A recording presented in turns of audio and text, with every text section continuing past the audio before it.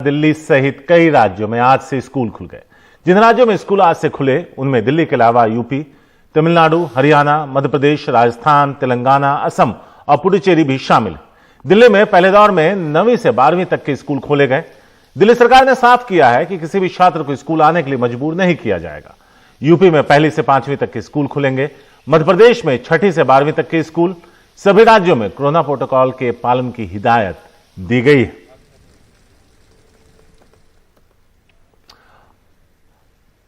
मनीष सिसोदिया जो मंत्री हैं दिल्ली सरकार में, उप मुख्यमंत्री भी हैं, उनसे बात की है हमारे संवाददाता शरद शर्मा ने।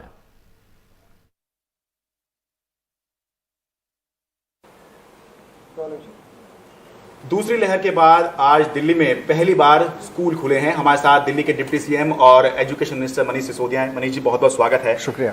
सबसे पहले तो मैं यही जानना चाहूंगा कि किस सोच के साथ और क्या संदेश देने के लिए आपने स्कूल खोले हैं, खासतौर से तब जब अभी तीसरी लहर की चर्चा चल ही रही है।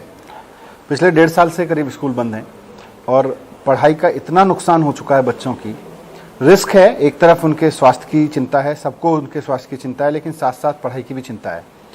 तो सब लोगों ने मिलकर यही सोचा कि अब कितना समय और लगाएंगे हम, कब तक और बच्चों की पढ़ाई पे रिस्क लेंगे।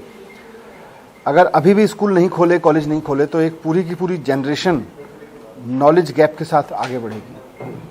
और जब हमने पब्लिक से सुझाव मांगे तो पेरेंट्स में भी 70% पेरेंट्स तो डेस्परेटली स्कूल खुलवाना चाहते हैं, कॉलेज, स्कूल। और बाकी का भी मानना था भाई प्रोटोकॉल्स, मतलब 70% तो इस मूड में थे जी कुछ भी करिए, स्कूल खोलिए, अब खोल दीजिए, बहुत हो गया।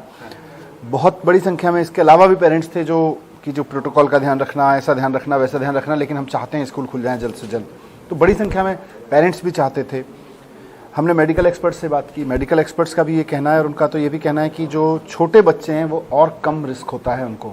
इनफैक्ट मुझे कई मेडिकल एक्सपर्ट्स ने कहा कि आप चाहें तो जो प्राइमरी स्कूल हैं वो भी खोल सकते हैं, भले ही 100-150 प्राइमरी स्कूल खोलें, लेकिन उससे खोलना शुरू कर सकते हैं। हालांकि अपना ही दिल नहीं माना, हमने सोचा पहले 9वीं, 10वीं, 11वीं, 12वीं और कॉलेज खोलते हैं। तो ये सारा बहुत विचार मंथन करने के बाद खुला है और बाकी राज्यों का एक्सपीरियंस भी देखा हमने। ओवरऑल ठीक है। जैसा कि आपने बताया कि 1.5 साल बाद खुले हैं। मार्च में पिछली बार नियमित रूप से स्कूल चल रहे थे और अब जाकर फिर से खुले हैं। कल मैं एक पेरेंट्स से मिला, वो बता रहे थे उनका बच्चा जो है वो केजी में है। केजी में होने का मतलब है वो उसने आज तक स्कूल देखा ही नहीं है, वो पिछले साल नर्सरी में रहा होगा, अब केजी में है। तो ऐसे बच्चों के लिए जो लॉस हुआ है पढ़ाई का, उनको तो स्कूल पता ही नहीं है, तो उनके लिए क्या कुछ अलग करने की जरूरत पड़ेगी? बिल्कुल करने की जरूरत पड़ेगी। ब्रिज कोर्सेज चलाने की जरूरत पड़ेगी। एक जो लर्निंग गैप हुआ है 6th क्लास, आप नॉर्मल पढ़ाई के दौरान भी हम देखते थे कि 6th क्लास के बच्चे को अपनी क्लास से नीचे की चीज़ें आती हैं, 6th क्लास स्टैंडर्ड की चीज़ें नहीं आती हैं। हाँ।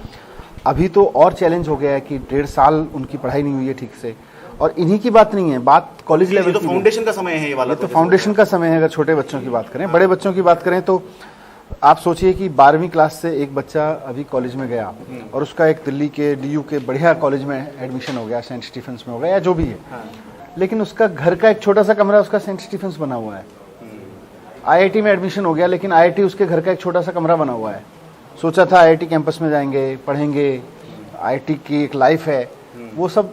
और IIT की पढ़ाई नहीं है, या जो इंजीनियरिंग कॉलेज है या DU की पढ़ाई है, वो खाली उसका सिलेबस नहीं है, वहाँ जाना भी पढ़ाई का हिस्सा है। वो सब मिसिंग है। वो उसकी पर्सनैलिटी में गैप आ रहा है, उसकी पढ़ाई में गैप आ रहा है। तो सबकी चिंता है और इसीलिए आप कह सकते हैं कि थोड़ा रिस्की फैसला है। पर अब रिस्क किधर ज़्यादा है, पढ़ाई का नुकसान वाला रिस्क ज़्यादा लेना है, या जिस समय पूरी दिल्ली में केवल 30, 35, 25 केस आ रहे हैं, उस समय आप बच्चों के लिए स्कूल खोलने की बात करें, कॉलेज खोलने की बात करें।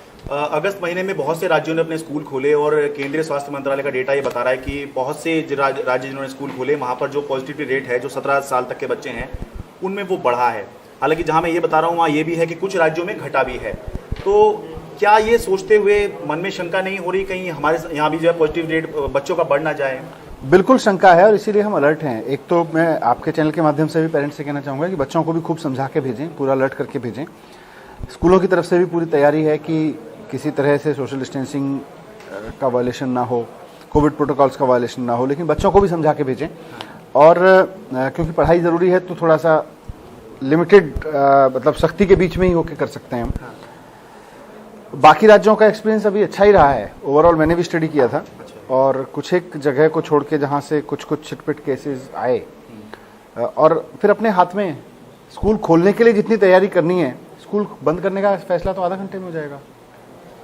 दो सवाल बिल्कुल जुड़े हुए हैं। पहला तो ये भी जो क्लास खुली है ये भी अभी नियमित नहीं है, क्योंकि एक बच्चा जो आज आएगा अब वो परसों आएगा नहीं, हफ्ते में 3 दिन ही आएगा। तो ये कब तक जो है हम देख पाएंगे कि ये नियमित हो पाए? और बाकी क्लास 6 to 8 की बात हो रही है, फिर उससे नीचे जो प्राइमरी के बच्चे हैं, ये कब तक आपको लगता है? अभी स्कूल खुले हैं, कॉलेज तो पूरी तरह से हमने खोलने का कह दिया है। कॉलेज अपने अपना प्रोटोकॉल अपने आप बना लें, क्योंकि वहाँ बड़े बच्चे हैं। हाँ। यहाँ पे छोटे बच्चे हैं, तो इसलिए अभी थोड़ा स्ट्रिक्ट प्रोटोकॉल्स में रहेंगे। इसीलिए क्योंकि क्लासरूम्स ज़्यादा चाहिए, टीचर्स भी ज़्यादा चाहिए, इसीलिए कम बच्चे बुलाए गए हैं।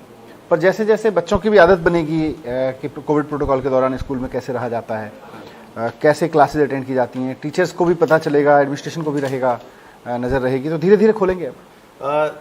मैं खासतौर से सरकारी स्कूल के बच्चों के लिए पूछना चाहूँगा सर आपसे। मैं कल कुछ बच्चों से बात कर रहा था, तो उनका ये कहना था कि वो इसलिए भी चाहते हैं कि स्कूल खुले कि एक तो उन्होंने बहुत भयावह समय देखा है अप्रैल मई का, और दूसरा पेरेंट्स के पास नौकरी नहीं है, इस दौर में नौकरी भी चली गई है।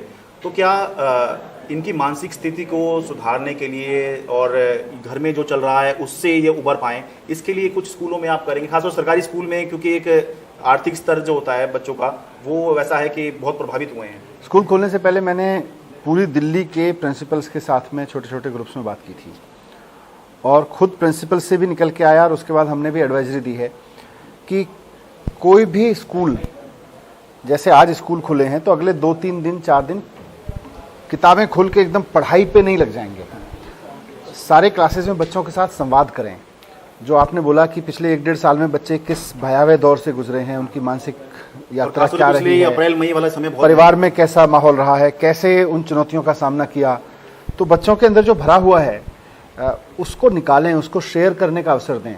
तो शुरुआती 2-3 दिन तो बिल्कुल पढ़ाई नहीं होने वाली है, मतलब जो सो कॉल्ड पढ़ाई है। हम ये मान के चलते हैं कि बच्चों के साथ संवाद भी उसी पढ़ाई का हिस्सा है, और बच्चे जब ये सुने या पेरेंट्स ये सुने तो ये ना सोचेंगे फिर 2-3 दिन बाद स्कूल भेज देंगे। आपका बच्चा अगर स्कूल में आके अपने आप को एक्सप्रेस नहीं करेगा, अपनी बातें शेयर नहीं करेगा, तो वो किताबें भी नहीं पढ़ पाएगा। वो चाहे आप ऑनलाइन पढ़ाइए या किताब से डायरेक्ट पढ़ाइए, नहीं पढ़ पाएगा। उसकी शेयरिंग बहुत ज़रूरी है। तो हमने ये सुनिश्चित किया है कि हर स्कूल में सबसे पहले बच्चों के साथ एक मानसिक संवाद, एक मानसिक रिश्ता बने, और उसको ईजी फील कराएं। बच्चे के अंदर जो भरा हुआ है उसको निकलने का मौका दें। बस एक आखिरी सवाल, आज पहला दिन भी है और भारी बरसात भी है, किस तरह का रिस्पांस अभी तक आपको पता लगा है कि बच्चों का आया है स्कूल के प्रति? अभी तक रिस्पांस तो बारिश की वजह से कम ही है। हाँ। और निश्चित रूप से पहले दिन वैसे भी कम रहना था। धीरे धीरे बच्चों का, पेरेंट्स का कॉन्फिडेंस बनेगा। हाँ।